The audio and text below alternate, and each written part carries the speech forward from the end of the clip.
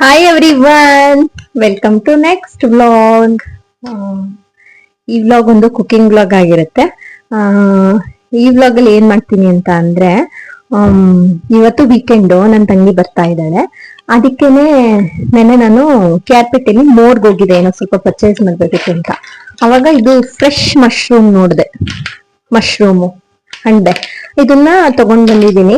2 pack ತಗೊಂಡ್ ಬಂದಿದ್ದೀನಿ.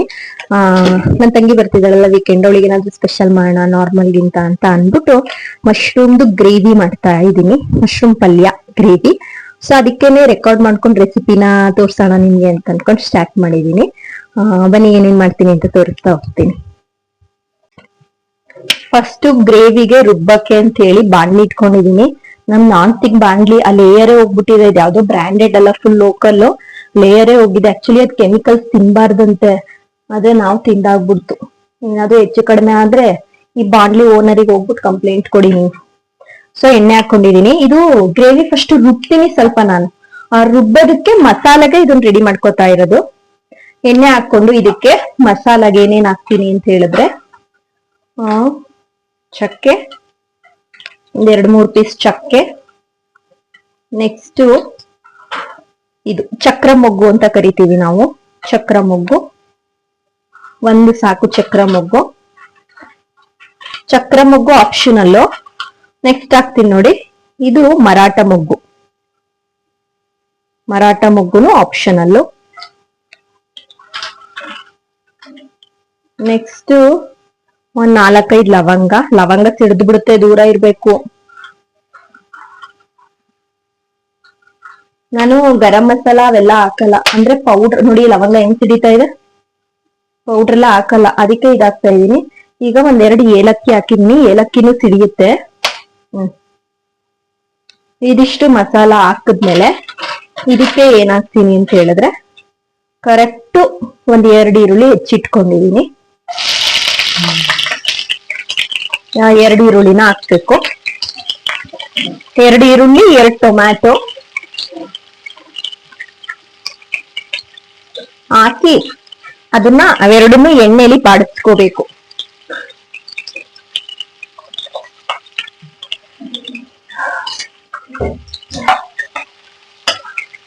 ಈಗ ಎಣ್ಣೆಲಿ ಬಾಡ್ತಾ ಇರ್ಲಿ. ನಾನು ಅಷ್ಟೊತ್ತಿಗೆ ಟೊಮೊಟೊ ಇಚ್ಕೊಂಡಿಲ್ಲ, ಟೊಮೊಟೊ ಇಚ್ಕೊಂಡು ನೆಕ್ಸ್ಟ್ ತೋರಿಸ್ತೀನಿ.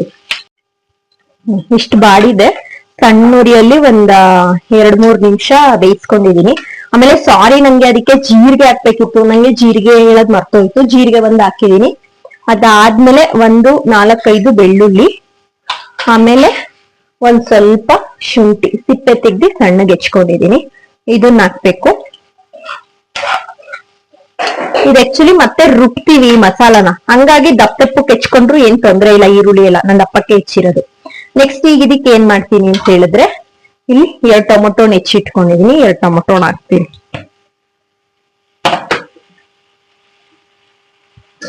ಟೊಮೊಟೊನ ಹಾಕಿ ಮತ್ತೆ ಇದನ್ನ ಇನ್ನೊಂದ್ ಸ್ವಲ್ಪ ಬಾಡಿಸ್ಕೋಬೇಕು.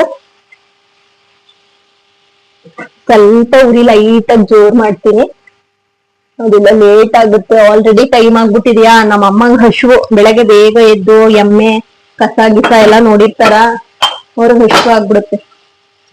ಆಮೇಲೆ ಸ್ವಲ್ಪ ಉಪ್ಪು, ದಪ್ಪುಪ್ಪು ಹಾಕ್ತಾ ಇದೀನಿ. ಅದು ಟೊಮೊಟೊ ಸ್ವಲ್ಪ ಮೆತ್ತಗಾಗಿ ಬೇಯುತ್ತೆ ಉಪ್ಪು ಹಾಕಿದ್ರೆ, ಅದಕ್ಕೆ. ಆಮೇಲೆ ಅರಿಶಿನ ಪುಡಿ ಆಸ್ ಯೂಶುವಲ್ ಮನೆಗಾಗಿರೋದ್ರಿಂದ ನಮ್ಮನೆ ಹೋಮ್ ಮೇಡ್ ಸ್ವಲ್ಪ ಹಾಕೊಂಡಿದೀನಿ. ಈಗ ಇದನ್ನ ಮಿಕ್ಸ್ ಮಾಡಿ 1-2 ನಿಮಿಷ ಆದ್ಮೇಲೆ ಸ್ವಲ್ಪ ಮಸಾಲ ಹಾಕ್ಬೇಕು, ಮತ್ತೆ ತೋರಿಸ್ತೀನಿ. ಇದು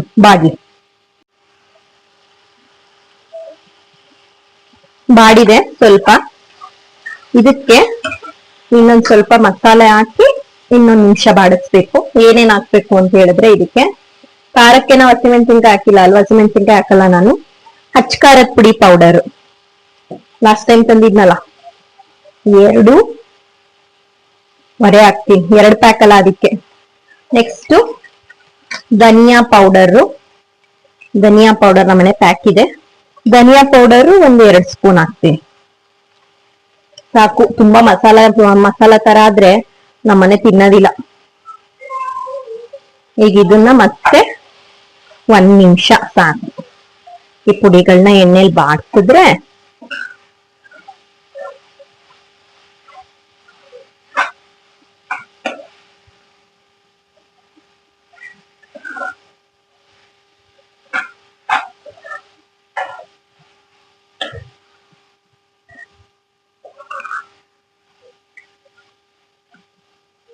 ಮುಗೀತು. ಈಗ ಇದಕ್ಕೆ ದಪ್ಪದಾಗಿ ಹೆಚ್ಚಿರೋ ಕೊತ್ತಂಬರಿ ಸೊಪ್ಪು ಹಾಕೋತೀನಿ. ಇದನ್ನು 1 ನಿಮಿಷ ಬಾಡ್ಬೇಕು ಇದ್ರಲ್ಲಿ.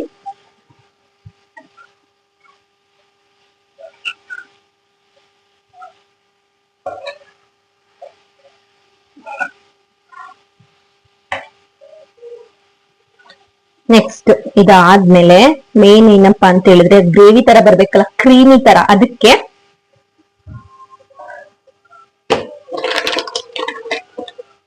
ಅಳ್ತಾವ್ರ ಹ್ಯಾಂಡ್ಫುಲ್ ಅಷ್ಟು ಗೋಡಂಬಿನೇ ಇಂಪಾರ್ಟೆಂಟ್. ಗೋಡಂಬಿ ಹಾಕಿದ್ರೇನೆ ಆ ಕ್ರೀಮಿನೆಸ್ ಬರುತ್ತೆ. ಇದನ್ನ ಈಗ ಏನ್ ಮಾಡ್ಬೇಕು ಅಂದ್ರೆ ಆರಿಸ್ಬೇಕು. ಬಿಸಿ ಇದೆಯಲ್ಲ, ಈ ಬಿಸಿ ಕಂಪ್ಲೀಟ್ ಆಗಿ ಆರಿದ್ಮೇಲೆ ಇದನ್ನ ರುಬ್ಬಿದ್ರೆ ಗ್ರೇವಿ ತರ ಆಗುತ್ತೆ. ಆವಾಗ ಆ ಗ್ಯಾಪ್ ಅಲ್ಲಿ ನಿಮ್ಗೆ ಮಶ್ರೂಮ್ ಯಾವ ತರ ವಾಶ್ ಮಾಡ್ಕೊಂಡು ಹೆಚ್ಚೋದು ತೋರಿಸ್ತೀನಿ ಬನ್ನಿ ಆರೋಷ್ಟೊತ್ತಿಗೆ. ಈಗ ಮಶ್ರೂಮ್ ವಾಶ್ ಮಾಡ್ಕೊಳಕ್ಕೆ ಬಾಂಡ್ಲಿ ತಗೊಂಡಿದೀನಿ. ನೋಡಿ ಪ್ಯಾಕೆಟ್ ಇತ್ತಲ್ಲ, ಇದು ಹೊಡೆದ್ರೆ ಈ ತರ ಬರುತ್ತೆ. ಈಗ ಇದನ್ನ ಇದಕ್ಕೆ ಹಾಕೋತೀನಿ. ನಾನು 2 ಪ್ಯಾಕ್ ತಂದಿದ್ದೀನಿ. 1 ಪ್ಯಾಕ್ ತಂದ್ರೆ ಏನ್ ಗೊತ್ತಾ, ನಮಗೆ ನೆಮ್ಮದಿಯಾಗಿ ತಿಂದಂಗ ಅನ್ಸಲ್ಲ. ಅದಕ್ಕೆ ನಾನು 2 ಪ್ಯಾಕ್ ತಗೊಂಬಂದೆ, ಹೊಟ್ಟೆ ತುಂಬಾ ತಿನ್ನೋಣ ಅಂತ. ಇದು ಬ್ಲ್ಯಾಕ್ ಇದೆ, ನಮ್ ಕಡೆ ಹುಚ್ಚಣಬೆ ಅಂತೇನೋ ಕರಿತೀವಿ, ಆ ತರ ಅಂತ ಏನಿಲ್ಲ. ಇದು ನಾರ್ಮಲ್ ಹಿಂಗೆ ಬರೋದು. ಈಗ ಇದನ್ನ ವಾಶ್ ಮಾಡ್ಬಿಟ್ಟು ಹೆಂಗೆ ಹೆಚ್ಚೋದು ತೋರಿಸ್ತೀನಿ. ವಾಶ್ ಮಾಡ್ಕೊಂಡ್ ಬಂದ್ವಿ. ಆಮೇಲೆ ಈಗ ನೋಡಿ ಒಂದ್ ತಗೊಂಡು ಹಿಂಗ್ 2 ಪೀಸ್ ಮಾಡ್ಬೇಕು ಇಷ್ಟೇ. ಯಾಕೆ ಅಂತಂದ್ರೆ ಅದು ಒಂದ್ ಸ್ವಲ್ಪ ಡುಮ್ಮ ಇತ್ತು ಅಂತ ಹೇಳಿದ್ರೆ 1-3 ಪೀಸ್ ಮಾಡಿ, ಇಲ್ಲ ಅಂದ್ರೆ ಸಾಕು. ಅದ್ ಬೆಂದ್ಮೇಲೆ ಏನ್ ಗೊತ್ತಾ, ಒಂಥರ ಇಷ್ಟೇ ಬರುತ್ತೆ. ತುಂಬಾ ಸಣ್ಣದಾಗಿ ಹೆಚ್ಚಿಬಿಟ್ರೆ ಆಮೇಲೆ ಅದ್ ಬಾಯಿಗೆನೆ ಅದ್ ಇದೆ ಅಂತಾನೆ ಸಿಗಲ್ಲ. ಅದಕ್ಕೇನೆ ಹಿಂಗ್ 2 ಪೀಸ್ ಮಾಡಿದ್ರೆ ಸಾಕು. ಬೇಕು ಅಂದ್ರೆ 3 ಪೀಸ್ ದೊಡ್ಡದಿತ್ತು ಅಂದ್ರೆ. ಆಮೇಲೆ ಇದು ತಂದ್ಬಿಟ್ಟು ನೀವು ಫ್ರಿಜ್ ಅಲ್ಲಿ ಇಟ್ಕೋಬೇಕು. ಇಲ್ಲ ಅಂತ ಅಂದ್ರೆ ಮತ್ತೆ ಅದು ಹೋಗ್ಬಿಡುತ್ತೆ.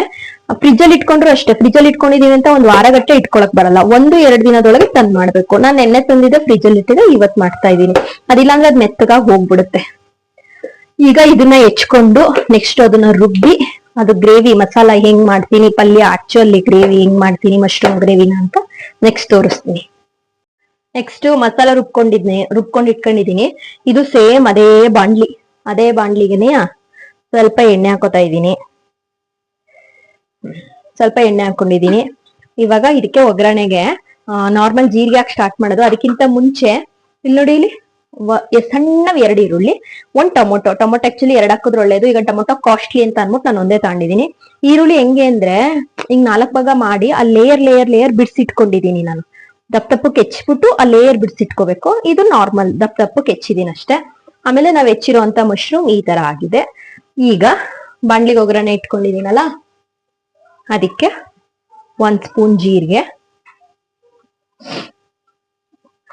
ಸ್ವಲ್ಪ ಇದಾಗ್ಲಿ. ಇದು ತೋರಿಸ್ತೀನಿ ರುಬ್ಬಿಟ್ಕೊಂಡಿರೋ ಮಸಾಲ ಫುಲ್ಲು ಈ ಜಾರ್ ಫುಲ್ ಬಂದಿದೆ. ಈಗ ಇದಕ್ಕೆ ಜೀರಿಗೆ ಹಾಕದ್ವಾ, ಸ್ವಲ್ಪ ಉರಿ ಜೋರ್ ಮಾಡ್ತೀನಿ. ತುಂಬಾ ಸಣ್ಣ ಇಟ್ಕೊಂಡಿದ್ದೆ.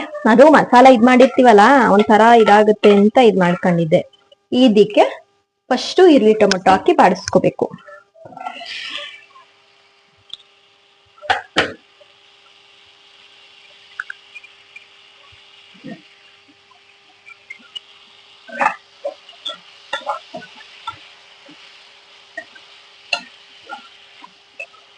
ಈರುಳ್ಳಿ ಟೊಮೊಟೊ 2 ನಿಮಿಷ ಬಾಡಿಸ್ಕೋಬೇಕು.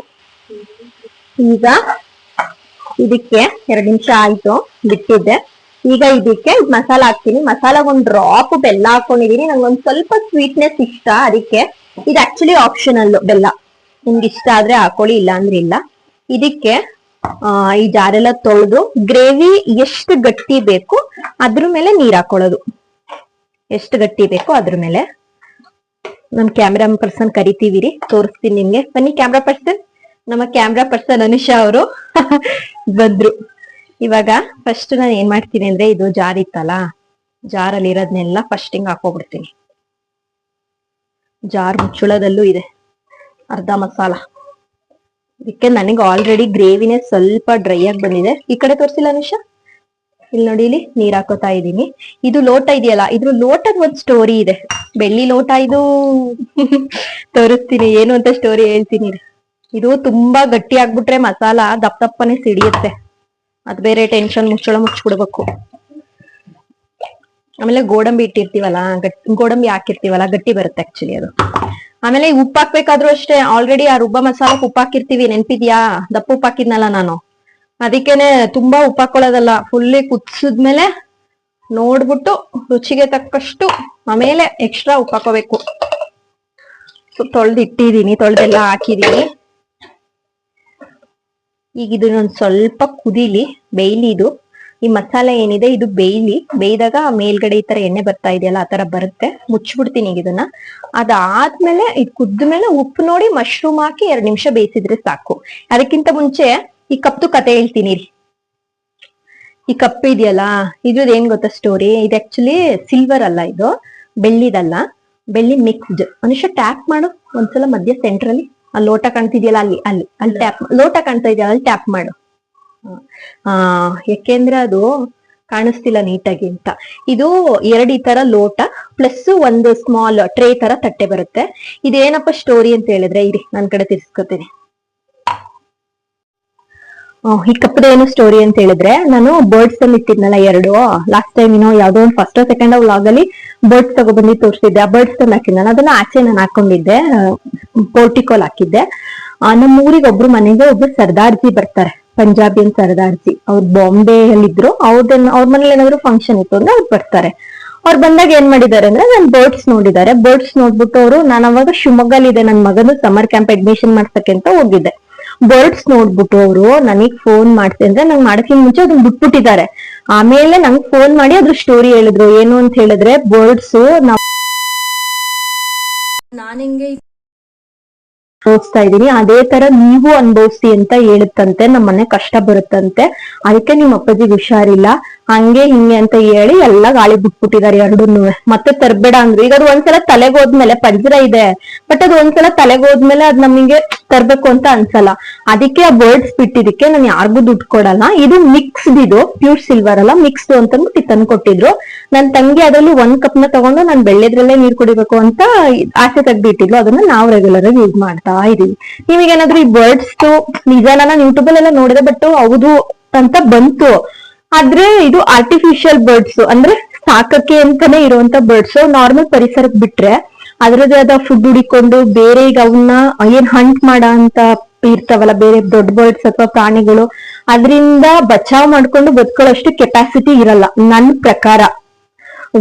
ಇನ್ನೊಂದೇನಪ್ಪಾ ಅಂತ ಹೇಳಿದ್ರೆ, ಈಗ ನ್ಯಾಚುರಲ್ ಆಗಿ ಗಿಣಿ ಮರಿ, ಪಾರಿವಾಳ ಇವೆಲ್ಲ ಸಿಗ್ತಾವಲ್ಲ, ಅವನ್ನೆಲ್ಲ ತಂದು ನಾವು ಕೆಜಿಗೆ ಹಾಕಿದ್ರೆ ಅವ್ರು ಹೇಳೋ ರೀಸನ್ ಹೌದು, ಆರಾಮಾಗಿ ಹಾರಾಡ್ಕೊಂಡಿದ್ರೆ ಹಿಂಗ್ ತಂದು ಹಾಕಿದ್ರಲ್ಲ ಇವ್ರು ಹಿಂಗ್ ಅನ್ಭವಿಸಿ ಅಂತ ಅನ್ಕೋತಾವ ಅನ್ನೋದು ಹೌದು. ಬಟ್ ಮನೇಲಿ ಸಾಕಕ್ಕೆ ಅಂತಾನೆ ಅವುಗಳನ್ನ ಮಾಡಿರೋ ಅಂತ ವರ್ಡ್ಸ್ ಅವಕ್ಕೂ ಈ ತರ ಮೆಂಟಾಲಿಟಿ ಇದೆ ಅಥವಾ ಇರಬಹುದು, ಈ ತರ ಶಾಪ ಆಗ್ತವೆ, ನಂಗೆ ಐಡಿಯಾ ಇಲ್ಲ. ಆಮೇಲೆ ಇನ್ನು ನಮ್ಮ ಅಪ್ಪನ ವಿಷಯ ಬಗ್ಗೆ ಹೇಳಿದವರು ಖಂಡಿತ 100ಕ್ಕೆ 100 ತಪ್ಪು. ಯಾಕಂದ್ರೆ ನಮ್ಮಪ್ಪ ಹುಷಾರ್ ತಪ್ಪಿರೋದು 16 ವರ್ಷದ ಹಿಂದೆ. ಈಗ ಹೊಸದಾಗೇನೋ ಹುಷಾರ್ ತಪ್ಪಿಲ್ಲ, ಹೊಸದಾಗೇನು ಅದರಿಂದ ನಮಗೆ ಕಷ್ಟ ಆಗ್ತಿದೆ ಅಂತ ನಂಗೆ ಅನ್ಸಲ್ಲ. ನನ್ಗಂತೂ ಅದ್ರ ಮೇಲೆ ನಂಬಿಕೆ ಬರ್ಲಿಲ್ಲ. ಆಲ್ದೋ ನಾನು ಗೂಗಲ್ ಅಲ್ಲಿ ನೋಡಿದ್ರು ಕೂಡ ನಂಗೆ ನಂಬಿಕೆ ಬರ್ಲಿಲ್ಲ, ಯಾಕಂದ್ರೆ ಅದು ಆರ್ಟಿಫಿಷಿಯಲ್ ಬರ್ಡ್ಸ್. ಬಟ್ ನೀವೇನಾದ್ರೂ ಹೌದು ಇದು ನಿಜ ಅಂತ ಅನ್ಸಿದ್ರೆ, ಮೇ ಬಿ ನಮ್ ಕುಂದೂರ್ ಅರುಣ್ ಗೊತ್ತಿರುತ್ತೆ ಅನ್ಸುತ್ತೆ. ಅರುಣ ನೀವೇನಾದ್ರೂ ವ್ಲಾಗ್ ನೋಡಿದ್ರೆ ನಂಗೆ ಹೇಳಿ, ಅದು ನಿಜನಾ ಹೌದಾ ಏನು ಅಂತ. ಇದು ಈ ಕಪ್ಪಿನ ಹಿಂದೆ ಇರೋ ಸ್ಟೋರಿ. ಇವಾಗ ಇದು ಗ್ರೇವಿ ಆಗ್ಲಿ, ಅದಾದ್ಮೇಲೆ ಏನಂತ ತೋರಿಸ್ತೀನಿ. ಕುದೀತಿದ್ದು, ಉಪ್ಪು ನೋಡಿದ್ರೆ ಉಪ್ಪು ಸ್ವಲ್ಪ ಕಡಿಮೆ ಆಗಿತ್ತು, ಅದಕ್ಕೆ ಉಪ್ಪು ಹಾಕಿದೀನಿ. ಈಗ ಮಶ್ರೂಮ್ ಹಾಕ್ತಾ ಇದ್ದೀನಿ. ಸಿಡಿತಾ ಇದ್ದೀರಾ ರಮೇಶ? ಮಶ್ರೂಮ್ ಹಾಕಿ ಬೆಂದ ಮೇಲೆ ಚಪಾತಿ ಮಾಡ್ಬೇಕು. ಅರ್ಜೆಂಟು, ಹಶು ಆಗ್ತಿರೋ ತುಂಬಾ ಜನ ಇದ್ದಾರೆ. ಚಪಾತಿ ಮಾಡಿ ಅದಾದ್ಮೇಲೆ ಹೆಂಗಿದೆ ಟೇಸ್ಟ್ ಅಂತ ಅಮ್ಮಂಗೆ ಹೇಳ್ತೀನಿ. ವಾಟ್ ಹ್ಯಾಪನ್ ಮಗ್ಳೆ, ಹೆಂಗಿದೆ ಟೇಸ್ಟ್ ಅಂತ ಆಮೇಲೆ ತೋರಿಸ್ತೀನಿ. ಇದು ನನ್ ಮಗನ್ ಕೈಲಿ, ನನ್ ಮಗನ್ ಕೈಲಿ ನಮ್ಮ ಅಮ್ಮನ ಕೈಲಿ ತೋರಿಸ್ತೀನಿ. ಆಯ್ತು, ಮಶ್ರೂಮ್ ಗ್ರೇವಿ, ಚಪಾತಿ ಮಾಡಿದ್ದು, ಚಪಾತಿ ರೊಟ್ಟಿ ಯಾವ್ದ್ರಲ್ಲಾದ್ರೂ ತಿನ್ಬೋದು. ಚಪಾತಿ ಮಾಡಿದ್ದು ಯಶೋದಕ್ಕ ಮಂಜಣ್ಣ ಅವ್ರು ತಿಂತಾವ್ರೆ. ಬನ್ನಿ ಟೇಸ್ಟ್ ಹೆಂಗಿದೆ ಕೇಳೋಣ. ಹೇಳಿಮ್ಮ. ಸೂಪರ್ ಆಗಿದೆ, ಚೆನ್ನಾಗಿದೆ. ಆಕ್ಚುಲಿ ಏನ್ ಗೊತ್ತಾ, ಸ್ವಲ್ಪ ಖಾರ ಮುಂದಾಗ್ಬಿಡ್ತು. ಅಂದ್ರೆ ನಾವು ಖಾರ ಜಾಸ್ತಿ ತಿನ್ನಲ್ವಾ, ಅದಕ್ಕೆ ಸ್ವಲ್ಪ ಖಾರ ಮುಂದಾಗ್ಬಿಡ್ತು. ಮಸಾಲ ಅನ್ನಿಸ್ತಾ ಇದೆ, ಆದ್ರೆ ಚೆನ್ನಾಗಿದೆ. ಇದಿಷ್ಟು ನಮ್ಮ ಮಶ್ರೂಮ್ ಗ್ರೇವಿ ರೆಸಿಪಿ ವ್ಲಾಗ್ ಆಗಿತ್ತು. ನನ್ ತಂಗಿ ಬರ್ತಿದ್ದಾಳೆ, ಬಟ್ ಅವಳು ಈ ತರ ಎಲ್ಲ ಏನು ನಿಮಗೆ ಫೀಡ್ಬ್ಯಾಕ್ ಕೊಡಲ್ಲ, ಹಂಗಾಗಿ ಅಪ್ಪ ಅಮ್ಮನ ಹತ್ರನೇ ಕೊಡ್ಸಿ ಎಂಡ್ ಮಾಡ್ತಾ ಇದ್ದೀನಿ. ನಿಮ್ಗೆ ಇಷ್ಟ ಆಗಿದೆ ಅನ್ಕೋತೀನಿ. ಟ್ರೈ ಮಾಡಿದ್ಮೇಲೆ ಹೆಂಗ್ ಟೇಸ್ಟ್ ಆಗಿದೆ ಅಂತ ಕಮೆಂಟ್ ಬಾಕ್ಸ್ ಅಲ್ಲಿ ಬಂದು ಹೇಳಿ. Thank you everyone for watching. Bye. Manjappa ಚೆನ್ನಾಗಿದ್ಯಾ? ಚೆನ್ನಾಗಿದ್ಯಲ್ಲಪ್ಪ. ಮಂಜಪ್ಪ ತಿನ್ಬೇಕಾದ್ರೆ ಮಾತಾಡಲ್ಲ. ಸರಿ, ಬಾಯ್ ಬಾಯ್.